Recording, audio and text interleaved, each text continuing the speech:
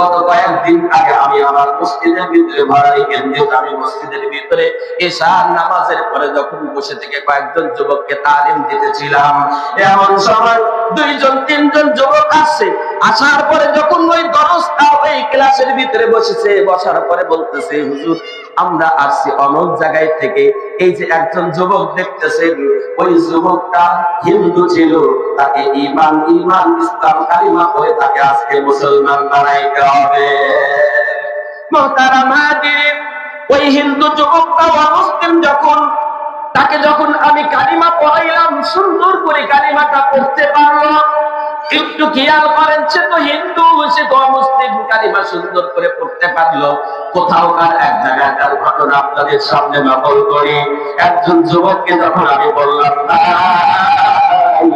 আপনি একটু আপনার ঈমান আর ইসলামের কালিমাটা বলেন না, ইলাহা ইল্লাল্লাহু মুহাম্মাদুর রাসূলুল্লাহ সাল্লাল্লাহু আলাইহি ওয়াসাল্লাম। শুনুন, পালিয়ে বলার কোনো সুযোগ নাই।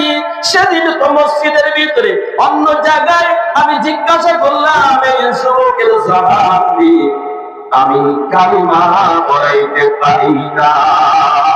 কত কষ্ট হয়েছে, তাকে বারবার আমি কালিমা বলে দিতেছি, অথচ সে একজন মুসলমান, নামাজ পড়ে। আমি বললাম, ভাই আপনি নামাজ পড়েন না? বলে হ্যাঁ নামাজ পড়ি। তা আপনি কালিমা লা ইলাহা ইল্লাল্লাহ বলতে পারতেছেন না? মুহতারাম হাজিরিন, একজন মুসলমান সুন্দরভাবে কালিমা পড়তে পারতেছে না, কষ্ট হয়ে যাচ্ছে। আর একজন হিন্দুকে যখন কালিমা পড়াইলাম, সে সুন্দর করে কালিমা বলে দিল।